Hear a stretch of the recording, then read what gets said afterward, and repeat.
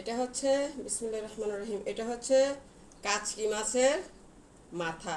ঠিক আছে। আপনারা, আমি জানি যে শতকরা শতকরা 99% মানুষ আপনারা কাচকি মাছ খেয়েছেন, কিন্তু ছোট ছোট কাচকি মাছ খেয়েছেন, কিন্তু আদৌ কি কেউ জানেন কাচকি মাছের বাবা মার কোনো খোঁজ?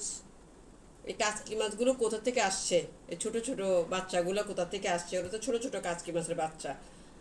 কিন্তু আদৌ কি কেউ জানেন যে ওদের বাবা মাকে? আমি কাচকি মাছের উপরে 5 বছর পড়াশোনা করতেছি।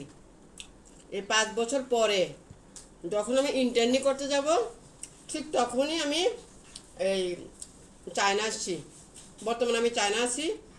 এখন আমাদের বাংলাদেশের রাজধানী কোথায়? ঢাকা। আর চায়নার রাজধানী হচ্ছে সুইজারল্যান্ড, যেটা আমি পড়াশোনা করে পেয়েছি।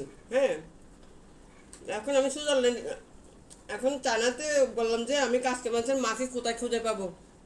বাবা না হয় প্রেম করে বিয়ে করে কাচকি মাছদেরকে কাচকি মাছের মার পেটে দিয়ে চলে গেছে অন্য একজনের হাত ধরে, কিন্তু মা তো যায়নি।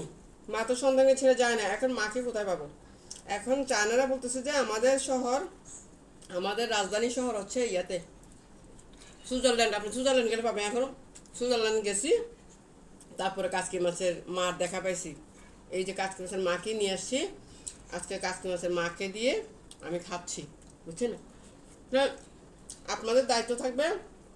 আপনারাও চাইলে আমার আমার মতো মাছ নিয়ে পড়াশোনা করতে পারেন। যে মাছের মা বাবাগুলো মাছকে ছেড়ে চলে যায় জন্ম দেওয়ার পরে সাগরের মধ্যে, ওদেরকে বের করার দায়িত্ব আপনাদের, আমাদের। ঠিক আছে। আমরা অনেক মাছের মা বাবাই বাচ্চা জন্ম দিয়ে সাগরে বা পুকুরে ফেলে ওরা চলে যায়, বা অন্যেরা ধরে নিয়ে যায়।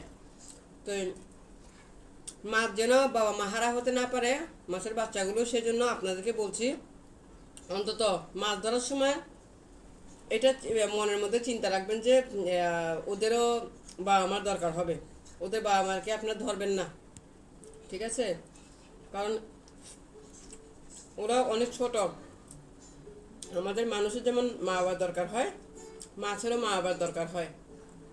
তো ধরবেন না, এটা অনুরোধ থাকবে।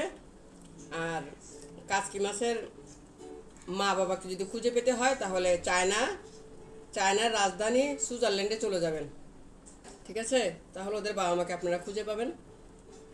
খেতে সে স্বাদ, সে স্বাদ, আমার কাছে এত স্বাদ।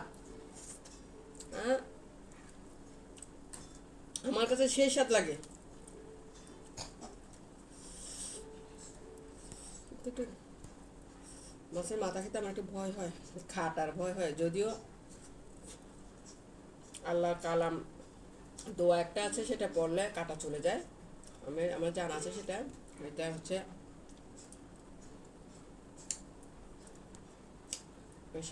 সূরা ওয়াকিয়ার মধ্যে, কোরআন শরীফের 27 পারায় সূরা ওয়াকিয়া আছে। ওয়াকিয়ার মধ্যে একটা আয়াত আছে, যদি কাটা ফুরে, এখন খাওয়ার মধ্যে বললে ঠিক হবে কি না দোয়াটা, কাটা ফুরে গলায় কারো, ওই দোয়াটা পড়লে আপনার কাটাটা চলে যাবে। হুম।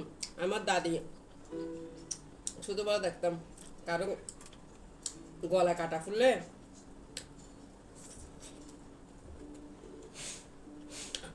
আসলে আমার দাদি ঝাড়া দিত, ঝাড়া দিলে কাটাটা চলে যেত।